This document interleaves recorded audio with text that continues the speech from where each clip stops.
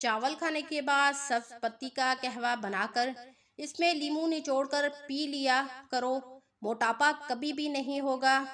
جب بھی گھر سے باہر نکلو تو گھر میں داخل ہوتے وقت دایاں پاؤں رکھو اور گھر میں السلام علیکم ورحمۃ اللہ وبرکاتہ کہتے ہوئے داخل ہو۔ آپ کے گھر میں روزی کے ڈھیر لگ جائیں گے۔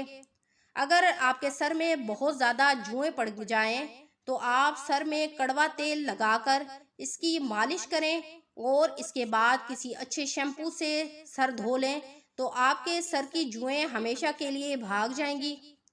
رات کو سوتے ٹائم 1 مرتبہ آیت الکرسی، 1 مرتبہ 4 کل پڑھ کر، 1 مرتبہ سورۃ فاتحہ پڑھ کر اور آخر میں اول آخر درود ابراہیمی پڑھ کر اپنے گھر کے چاروں اطراف میں پھونکیں۔ اس عمل سے اللہ رب العزت آپ کو چور، ڈاکو اور تمام جنات جادو سے آپ کی ہمیشہ کے لیے حفاظت کریں گے۔ اگر آپ کے منہ سے بدبو آتی ہے تو آپ آدھی چائے کی چمچ سونف اور 2 الائچیاں منہ میں چبانا شروع کر دیں تو انشاءاللہ تھوڑے ہی ٹائم میں آپ کے منہ سے بدبو آنا ختم ہو جائے گی۔ اگر آپ کو جوڑوں کی تکلیف ہے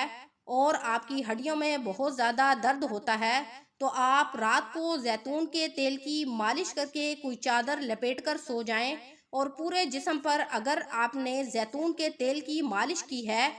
تو ہوا مت لگنے دیں تو انشاءاللہ صبح تک آپ کی ہڈیوں کا درد اور جوڑوں کا درد فوراً ختم ہو جائے گا۔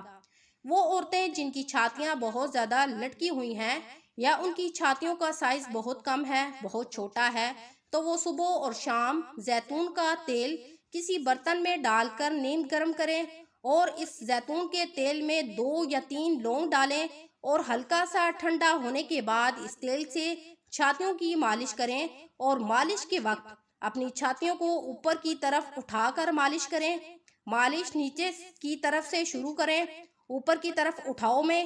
کچھ ہی دنوں میں مالش سے آپ کی چھاتیوں میں ابھار پیدا ہو جائے گا، آپ کے اندر خوبصورتی نظر آنا شروع ہو جائے گی، آپ کی جو بھی چھاتیاں لٹکی ہوئی ہیں وہ بالکل ٹھیک ہو جائیں گی۔ اگر آپ اپنے چہرے کو خوبصورت بنانا چاہتے ہیں اور جوان نظر آنا چاہتے ہیں تو جب بھی آپ چاول پکانے لگیں اور جب آپ چاول کو بھگو کر رکھیں تو اس کے پانی کو ضائع مت کریں بلکہ کسی برتن میں ڈال لیں اور اس کے بعد اس پانی کے ساتھ اپنے چہرے کو دھو لیں تو آپ کے چہرے میں خوبصورتی آ جائے گی، آپ جوان نظر آنا شروع ہو جائیں گے۔